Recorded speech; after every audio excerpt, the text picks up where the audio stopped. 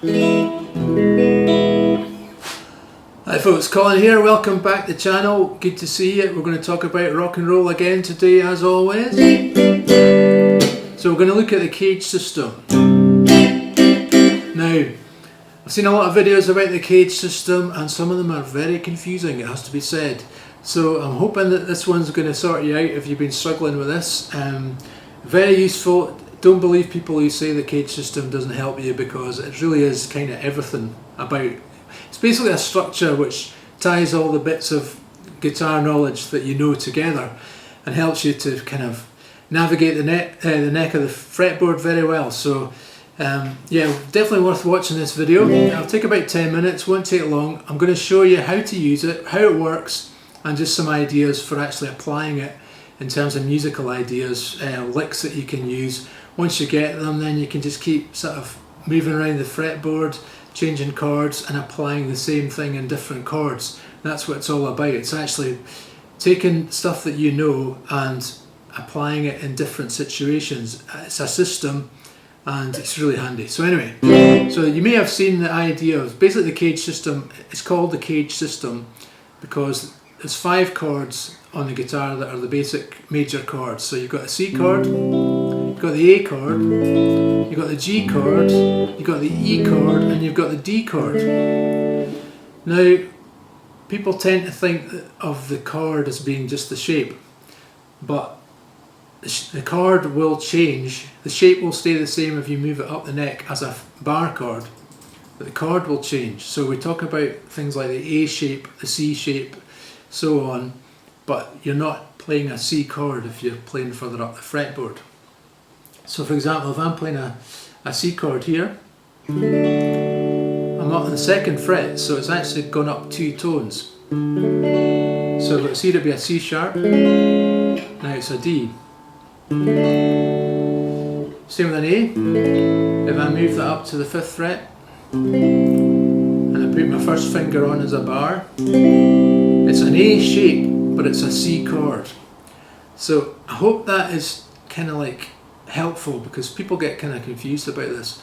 So if we're looking at, for example, C, there's 5 ways you can play the C chord across the neck. You can play it down the bottom as a C shape. You can play it on the 3rd fret as an A shape. This is a bit of a nightmare. You can play it on the 5th fret as a G shape. You can play it on the 8th fret as an E shape. And you can play it on the 9th fret as a D shape. Oh no, 10th fret as a D shape, I beg your pardon. So, sometimes that's when the video ends and people go, alright, that's great, now what am I meant to do with it? So, the key point I want to make is you don't have to use all the shapes all the time. I just tend to use 3 of them if I'm honest, and they're the ones that I'm playing chords with most of the time. So, you know, your classic E-shaped bar chord is something that, you know, you can play all the time, but I'm going to show you licks to play over that. Your A shape I use all the time. So I want to, when I'm playing that bar chord, which is something that I use all the time, I want to find something that I can associate with that so I can play it in any key. And the other one that I use a lot is the D shape. Don't normally play it over there, which is why I got confused. I usually play, classic is playing a G over on the 7th fret with a D shape and an A at the 9th fret. So, if I'm playing that E-shaped bar chord, there's lots of things that I'll do just as a matter of kind of almost like muscle memory, but really it's to do with the CAGED system, because every time I'm playing that E shape I can play all these things. So usually it's more or less the top 3-4 strings that I'm using. So if I was looking at just the top 3 strings, it would be like 5, 5, 6. And what are those notes? So it's A is on the top, so that's your 1. You've always got your 5th, that'll be the E. You've always got your 5th on the string above your 1st, just as a general principle. So because there's not a 3rd in there, it doesn't matter, you can always just play those notes, they all sound good. You've got a third on the bottom, so that's like your, what you call your first inversion. And one of the sort of classic sort of rock and roll riffs is just to hammer on from your flat third to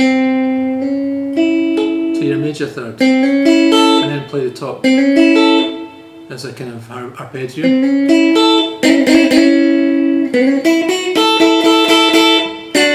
You probably heard that type of thing before. The other thing is to actually hammer on from the second to the third. So you just move your hand down, so put your first finger on the 4th fret, and if you play the G and the B string at the same time, you get quite a nice little effect. So the other thing, whenever I'm playing that E shape, I'm always aware that I'm in pattern 2 of the major pentatonic scale. But it's a wee bit, it's not, I don't find pattern 2 all that great. It's alright down on the lower strings, but not so good on the bottom strings. So what I do is always if I'm playing a chord, I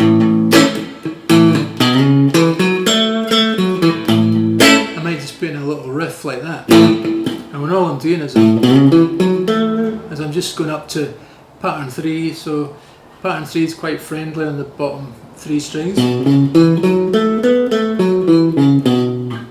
because you're always going up 7 9, 7 9, 7 9.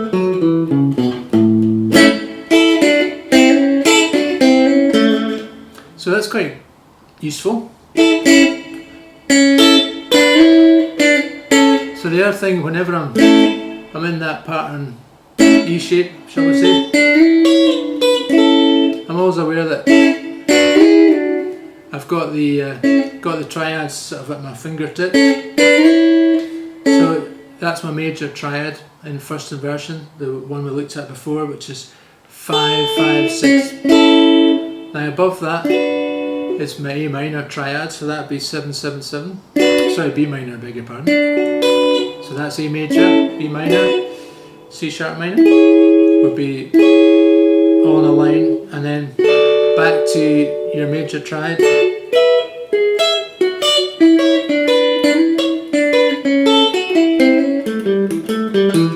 So you can sort of repeat these kind of ideas wherever you've got that E-shaped bar chord.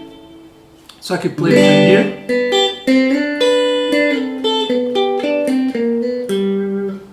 Over the G, and that's where the CAGED system really comes into its own, because you only have to learn such stuff one time, and then you can apply it in lots of different positions. So the other one I really like is the A shape, because I'm a basic kind of guy, so I'm playing my A shaped bar chord and my E shaped bar chord most of the time. So whenever I've got my A shaped bar chord, and now I'm playing a D. So again, so same as before, the top 2 strings are quite good for hammering on, and then this is a bit of a gold mine, this little bit here, because that is your A triad, A-shaped triad. I'm actually playing a D. So my root is on the G string. My 5th is always a string above it, as I said, and then my 3rd's there.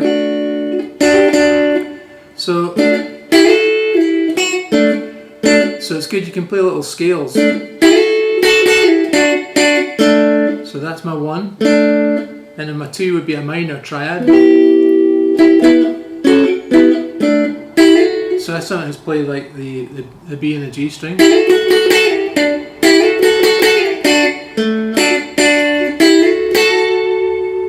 So that's my D. And then if I slide that up, then I'm really back in that E-shaped bar chord again.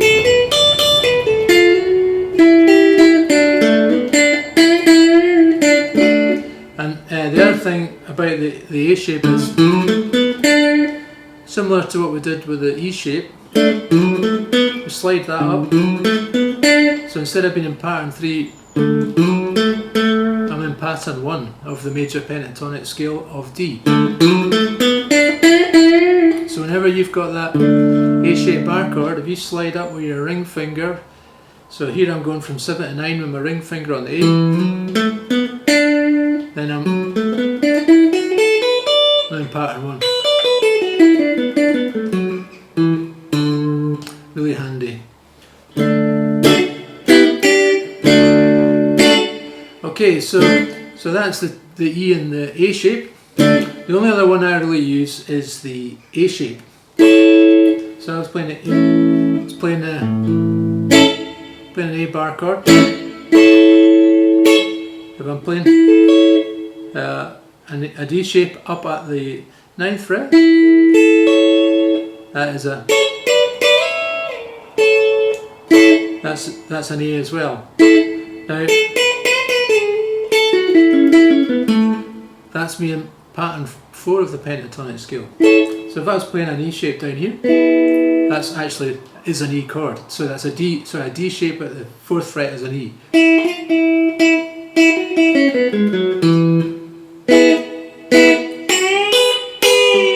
Now the other thing, just in passing, I quite often play a country lick.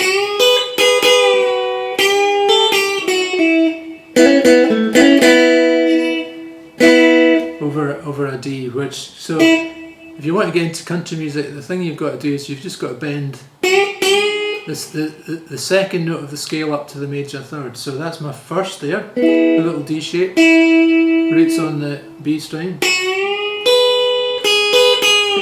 and I'm just play the string above it.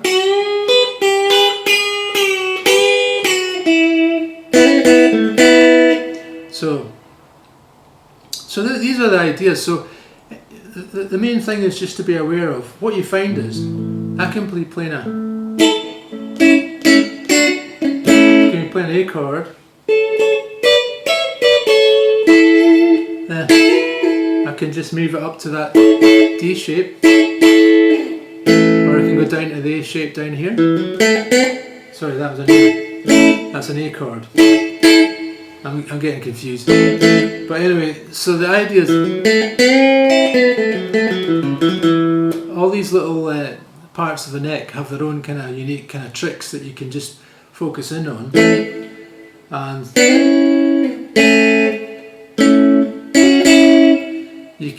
you just sort of, as you're going around the chord progression, you'll find the nearest little part of the CAGED system to what your previous chord has been, and then you just sort of link the one to the next, and that's how you make solos. Okay folks, I hope that's helped. As I say, you don't need to use all of the CAGED system all of the time. You just use it some of the time, and some of it all of the time, if you know what I mean. Okay, see you in the next video. By the way, some people are coming along to these workshops on a Monday night. I'll put the link down below. They're on Zoom. Lots of people come along, and it's good crack, nothing too serious, but as I say, the guitar's it's not actually that difficult. This is the big thing. The big reveal is there's actually, once you understand how CAGED and scales and all that kind of fit on top of each other, that's it, pretty much nailed. And then modes is just really the gaps between the intervals. You're not going to get too many gigs playing the Dorian mode, if I'm honest. It's not something that's going to fill the dance floor, but if that's your thing, we can show you all that stuff as well. Anyway, I'll see you next time. Keep rocking.